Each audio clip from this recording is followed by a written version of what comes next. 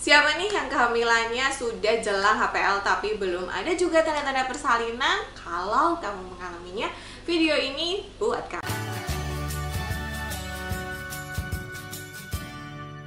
Halo, selamat datang di Kriwil Life. Ngobrolin kesehatan bareng aku Bidan Kriwil. Hari ini kita mau ngobrolin soal gimana ya caranya supaya bayi cepat lahir. Karena udah mau HPL nih, atau malah sudah HPL tapi janinnya belum lahir-lahir. Tapi sebelum aku bahas lebih lanjut, jangan lupa klik dulu tombol subscribe-nya dan nyalakan lonceng notifikasi supaya kamu nggak ketinggalan video terbaru dari aku. Sebenarnya ibu-ibu HPL itu kan bukan hari pasti lahir, tapi seperti yang sering aku bilang itu adalah hari perkiraan lahir. Jadi memang tidak semua janin itu lahir saat HPL, bahkan sedikit sekali bayi-bayi itu yang lahir pas HPL. Tapi sebagai seorang ibu hamil biasanya sudah mulai goyah, gondah, gulana, apalagi kalau misalnya ditanya sama orang sekitar, kok belum lahiran, kok belum lahiran.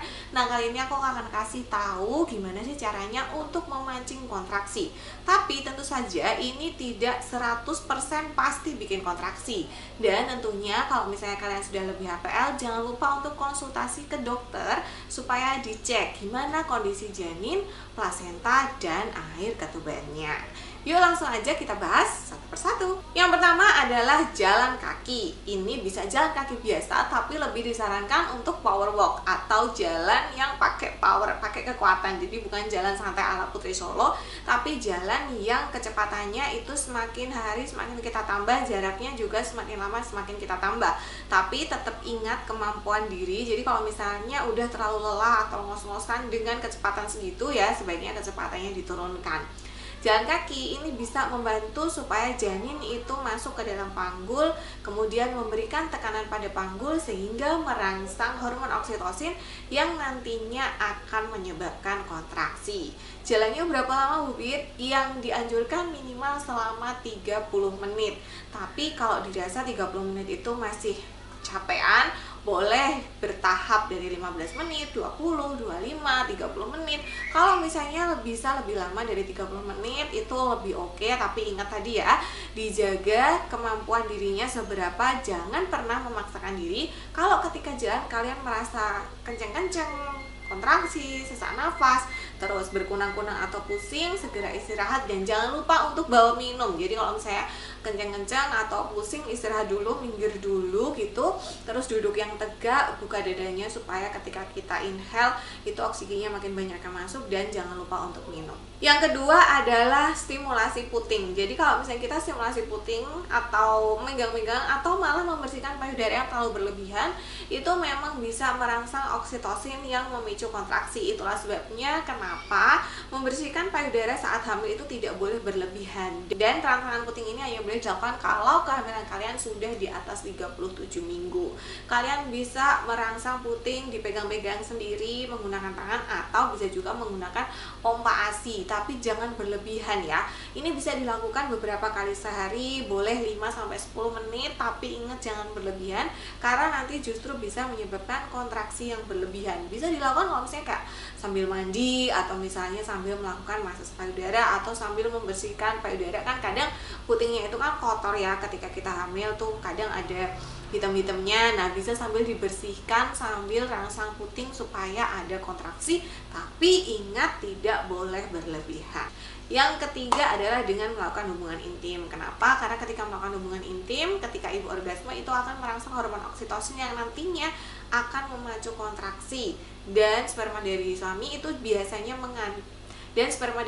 juga mengandung hormon prostaglandin yang dia bisa membantu melunakkan mulut rahim, sehingga ini bisa menyebabkan kontraksi dan kemajuan persalinan. Berarti kalau hamilnya masih muda nggak boleh melakukan hubungan intim Bu Bit? Boleh, tetapi bisa diminimalisir rangsangan pada puting atau menggunakan kondom sehingga nanti prostaglandinnya itu nggak kena mulut serviks. Jadi kalau misalnya di atas 37 minggu udah gas aja, nggak masalah karena itu bisa menjadi induksi anak. Yang keempat adalah melakukan akupresur atau pijat refleksi. Jadi memang ada titik-titik tertentu di tangan dan di kaki gitu ya, yang ketika dia dipijit dengan tekanan yang tepat pada posisi yang tepat itu bisa membantu merangsang kontraksi.